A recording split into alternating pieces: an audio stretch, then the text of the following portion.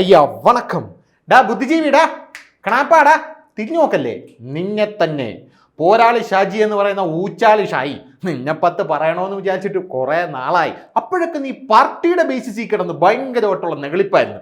കഴിഞ്ഞ ദിവസം നമ്മുടെ എം വി ജയരാജൻ സഖാവ് വന്ന് നിന്നെ അറ്റം പുച്ചം തള്ളി പറഞ്ഞപ്പോഴേ നാട്ടുകാർ, അതായത് കേരളത്തിലുള്ള നാട്ടുകാർ മൊത്തം നിനക്ക് സ്കെച്ച് ഇട്ടതാണ് എന്ന് എനിക്ക് മനസ്സിലായി കാണുമല്ലോ. അതായത് പോരാളി ഷാജി എന്ന് പറയുന്നത് പോരാളി ഷായി അല്ല, വെറും ഊച്ചാളി ഷായിയാണ് എന്നാണ് എം വി ജയരാജൻ, അതായത് ഞങ്ങളുടെ ജയരാജൻ സഖാവ് പറഞ്ഞിരിക്കുന്നത്. മനസ്സിലായടാ? അവന്റെ ഒരു വ്യക്തിപൂജ. നമ്മുടെ പാർട്ടിയിൽ വ്യക്തിപൂജ ഇല്ല. കേരളം ഭരിച്ചിടും പിണറായി വിജയൻ എന്ന ഞാൻ വീണ്ടും പറയുന്നു, നമ്മുടെ പാർട്ടിയിൽ ഒരാളെയും വ്യക്തിപൂജ ചെയ്യില്ല. നിന്നെപ്പോലുള്ള ആൾക്കാരാണ് നമ്മുടെ പാർട്ടിക്ക് കളങ്കമുണ്ടാക്കുന്നതെന്ന് ഊന്നി ഊന്നി പറയാൻ ഞാൻ ആഗ്രഹിക്കുകയാണ്. പാർട്ടി ലോകമെങ്ങും ശോഭിച്ചിടും കാരണഭൂതൻ പിണറായി. അപ്പൊ നമുക്ക് ആ വ്യക്തിപൂജയുടെ കാര്യം അങ്ങോട്ട് മാറ്റി നിർത്താം. അപ്പോ പോരാളി ഷായി ആരാണ്? ഈ പോരാളി ഷായി അന്വേഷിച്ച് നടക്കുകയാണ് കേരള പോലീസ്. ഇപ്പോൾ പോരാളി ഷായി ആണെങ്കിൽ ഒരു മുട്ടക്കാട്ടം പോസ്റ്റ് ഇട്ടിട്ട് ഇതാ ഒരു നീണ്ട കഥ നീണ്ട കഥ എന്ന് പറഞ്ഞ് കഥയിട്ടിട്ട് നമ്മുടെ സർക്കാരിനെ മൊത്തത്തിൽ പ്രതിരോധത്തിലാക്കിയിട്ട് മുങ്ങിക്കളഞ്ഞിരിക്കുകയാണ്. ഈ പോരാളി ഷാജിയെ കയ്യിൽ കിട്ടിയ കൈകാര്യം ചെയ്യണമെന്ന് പറഞ്ഞ് സഖാക്കന്മാർ നടക്കുന്നുണ്ട്. പിന്നെ സഖാക്കന്മാരറിയാതെ ഒരു പോരാളി ഷാജിയും ഫേസ്ബുക്കിലും യൂട്യൂബിലും വാട്സപ്പിലും ഉയർന്നു വരുന്നില്ല എന്നുള്ള കാര്യം നമുക്കറിയാം. അതുകൊണ്ട് നിങ്ങളിങ്ങനെ വേദിയിൽ കിടന്നുകൊണ്ട് പോരാളി ഷാജിയെ പിടിക്കണം എന്ന് പറയുമ്പോൾ ഞാൻ വിശ്വസിച്ച് എന്നാണ് നാട്ടുകാർ മൊത്തം പറഞ്ഞുകൊണ്ടിരിക്കുന്നത്. എന്തായിരുന്നാലും തെരഞ്ഞെടുപ്പ് തോൽവി അതൊരു വലിയ തോൽവി തന്നെയായിരുന്നല്ലോ, അത് നമ്മൾ സമ്മതിക്കണം. കൊല്ലത്ത് മുകേഷ് 1.5 ലക്ഷം വോട്ടിന് തോറ്റു. ഷൈന് എറണാകുളത്ത് നിർത്തിയതാണ്, 1.5 വോട്ടിന് തോറ്റു. ശൈലജ ടീച്ചർ വടകരയിൽ നിർത്തിയതാണ്, 1.25 വോട്ടിന് തോറ്റു. നമ്മുടെ പാലക്കാട് ഒരു പോളിറ്റ് ബ്യൂറോ അംഗത്തിനെ പിടിച്ച് നിർത്തിയാണ്, ജയിച്ചു കഴിഞ്ഞാൽ പ്രധാനമന്ത്രി ആവേണ്ടതായിരുന്നു, അങ്ങേര് എറിഞ്ഞു തോറ്റു. പിന്നെ കാസർഗോഡ് നമ്മുടെ ഉണ്ണീച്ചയുടെ ആ ഒരു ഭൂരിപക്ഷം ഉയർന്നു. അപ്പം മറ്റേ ആളുടെ ഭൂരിപക്ഷം അടാപടല ഇടിഞ്ഞ് താഴോട്ട് പോയി എന്ന് മനസ്സിലാവുമല്ലോ. പിന്നെ നമ്മുടെ കരിമീനിക്ക, കോഴിക്കോട് നിന്നില്ലേ നമ്മുടെ കരിമീനിക്ക പോയ വഴിയിൽ പുല്ല് പോലും മുളച്ചിട്ടില്ല എന്നാണ് അറിയാനായിട്ട് സാധിച്ചത്. അപ്പം ഇത്രയും വലിയൊരു പാർട്ടി പ്രതിസന്ധി ഉണ്ടായി നിൽക്കുന്ന സമയത്ത് പോരാത്തതിന് ശൈലജയുടെ കാഫിർ പോസ്റ്റ് കൂടെ ഭയങ്കരമായിട്ട് പാർട്ടിയെ പ്രതിരോധത്തിലാക്കി നിർത്തിയിരിക്കുകയാണ്. അപ്പുറത്ത് ഷാഫി പറമ്പിലാണല്ലോ. ഷാഫി പറമ്പിൽ എന്ന് പറയുന്ന വ്യക്തി ഈ പോസ്റ്റ് ആരാണ് ഇട്ടതെന്ന് എനിക്കറിയണം. അതായത് ഷാഫി പ്രചരിപ്പിച്ചു എന്ന് പറഞ്ഞാണ് കമ്മികൾ ഇത് എടുത്തുകൊണ്ട് ആറാടിയത്. അപ്പൊ ഷാഫി പറഞ്ഞു ഇതാരാണ് പ്രചരിപ്പിച്ചത് എന്ന് എനിക്ക് അറിയണമെന്ന് പറഞ്ഞ് ഷാഫിയും യൂത്ത് ലീഗും കൂടെ നേരെ കോടതിയിലോട്ട് പോയി. ഇപ്പോൾ കേരള പോലീസ് റിപ്പോർട്ട് കൊടുത്തിരിക്കുന്നത് ഇത് പ്രചരിപ്പിച്ചത് UDFന്റെ ഭാഗത്തു നിന്നല്ല എന്നുള്ളതാണ്. ഇത് നമ്മുടെ എം വി ജയരാജൻ നേരത്തെ ഒരു മുഴ മുമ്പേ കണ്ടു. അതുകൊണ്ട് ജയരാജൻ കഴിഞ്ഞ ദിവസം ഒരു പ്രസംഗം നടത്തി. ഈ പോരാളി ഷായി പോലെയുള്ള ഊച്ചാളി ഷായിമാരാണ് പാർട്ടിയെ നശിപ്പിക്കുന്നത്. എന്തോന്നിത് അയ്യേ നാണക്കേട്, ഇങ്ങനെയുള്ളവന്മാരെയൊന്നും പാർട്ടിയിൽ വെച്ചുകൊണ്ടിരിക്കാൻ പാടില്ല. പോരാളി ഷായി മാത്രമല്ല, ചെങ്കോട്ട, ചെങ്കതിര്, ചെമ്പൂവ്, ഇങ്ങനെയൊക്കെയുള്ള കുറെ എണ്ണം ഉണ്ട്. അപ്പൊ അതൊന്നും വെക്കാൻ പാടില്ല. ഏവനാന്തോ പോരാളി ഷാജി എന്ന് പറഞ്ഞാണോ സഖാവ് ഇത് പറഞ്ഞെന്ന് അറിഞ്ഞുകൂടാ.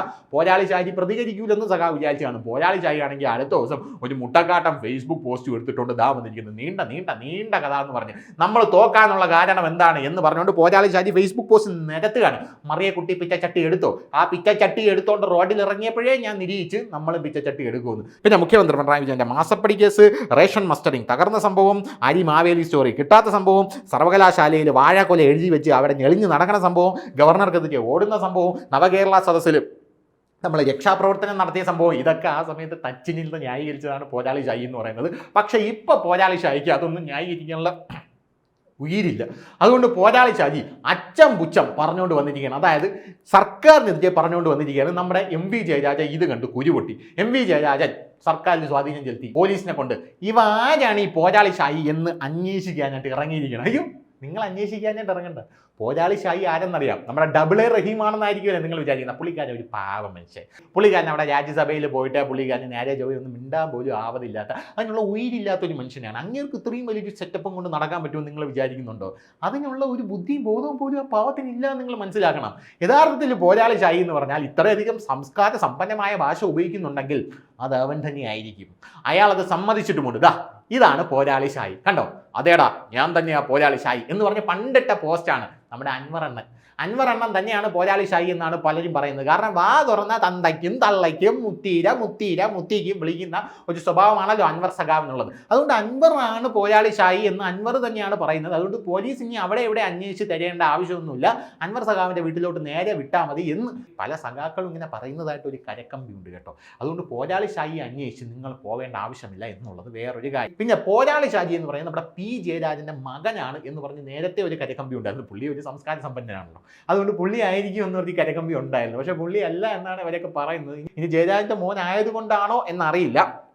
എന്തായാലും ഇത്രയും കാലം പാർട്ടിയുടെ അനുഗ്രഹാശസ്സുകളോടെ പോരാളി ഷാജി പല പല പോസ്റ്റുകളും ഇട്ട് മുന്നേറി വരികയായിരുന്നു, അത് സംസ്കാര സമ്പന്നമായിട്ട്. പക്ഷേ ഇപ്പോൾ പോരാളി ഷാജി പാർട്ടിക്കെതിരെ തിരിഞ്ഞിരിക്കുകയാണ്. നേരത്തെ AA റഹീമിനെതിരെ തിരിഞ്ഞ ഒരു സംഭവം ഉണ്ടായിട്ടുണ്ട്. പിന്നെ പാർട്ടിയിൽ പുല്ല് വിലയാണെങ്കിലും വെളിയിൽ ഒരു വിലയില്ലാത്തതുകൊണ്ട് ഈ കാര്യം ആരും ശ്രദ്ധിക്കാൻ പോലും പോയില്ല എന്നുള്ളതാണ് വേറൊരു കാര്യം. ഇപ്പോൾ MV ജയരാജൻ അടക്കമുള്ളവർക്കെതിരെ പോസ്റ്റ് ഇട്ടിരിക്കുകയാണ്. ഞാൻ പറഞ്ഞില്ലേ, ഇത് സംഭവം വേറെ ഒന്നുമല്ല, ഇത് ശൈലജ ടീച്ചർക്കെതിരെ വന്ന കാഫിർ പോസ്റ്റ് വലിയ രീതിയിൽ ചർച്ച ചെയ്യപ്പെടാൻ പോവുകയാണ്. കോടതിയിൽ സംഭവം എത്തിക്കഴിഞ്ഞു. കേരള പോലീസ് ഇതെങ്ങനെയെങ്കിലും, കേരള പോലീസിന്റെ കാര്യം അറിയാലോ, എങ്ങനെയെങ്കിലും ഷാഫി പറമ്പിലുമായിട്ട് ഷാഫിയുടെ കുഞ്ഞമ്മേരെ മോൻ്റെ മാപ്പിളയുടെ വീട്ടിൻ്റെ തൊട്ടപ്പുറത്ത് പ്ലംബിംഗ് പണിക്ക് വരുന്ന ആളുടെ വീട്ടിലെ കുഞ്ഞമ്മേരെ മോൻ്റെ ബന്ധുവാണ് ഇത് ഇട്ടത് എന്നെങ്കിലും ഒന്ന് ബന്ധിപ്പിക്കാൻ നോക്കിയിട്ട് നടക്കുന്നില്ല. കേരള പോലീസിന് അവസാനം കരഞ്ഞുകൊണ്ട് പോയി റിപ്പോർട്ട് കൊടുക്കേണ്ടി വന്നു. ഇത് ആ ഭാഗത്ത് നല്ല വന്നിരിക്കുന്നത്. കാരണം നമ്മുടെ കമ്മ്യൂണിസ്റ്റുകാർക്ക് മാത്രമല്ല ഇതൊക്കെ പറ്റൂ. അതായത് വർഗീയതയ്ക്കെതിരെ ഞങ്ങൾ പോരാടും എന്ന് പറഞ്ഞിട്ട് നാട്ടിൽ കലാപ സൃഷ്ടിക്കാൻ ശ്രമിക്കുന്നത് മൊത്തം ഇവരാണ്. വടകര എന്ന് പറയുന്ന ആ മണ്ഡലത്തെക്കുറിച്ച് നമുക്ക് കൃത്യമായിട്ട് അറിയാം. നാദാപുരമുള്ള മണ്ഡലമാണ്, NDF ജനിച്ചു വന്ന മണ്ഡലമാണ്, സിമിയുള്ള മണ്ഡലമാണ്, സിമിയുടെ ജന്മഭൂമിയാണ്, NDFന്റെ ജന്മഭൂമിയാണ്. പെട്രോൾ ടാങ്കിൽ തീപ്പെട്ടി ഒരു ചിട്ടു കൊടുക്കും പോലെയാണ് അവിടുത്തെ കാഫിർ പോസ്റ്റ് അവിടെയുള്ള ആര് ചെയ്താലും ഇട്ടുകൊടുത്തിട്ടുള്ളത്. നമ്മുടെ നേരത്തെ നമുക്കൊരു വിഷയം അറിയാലോ, ഇന്നോവ കാറിൽ മാഷാ അള്ളാ എന്ന് പറയുന്ന സ്റ്റിക്കർ ഒട്ടിച്ച് വിട്ട ഒരു സംഭവം നമുക്കറിയാലോ.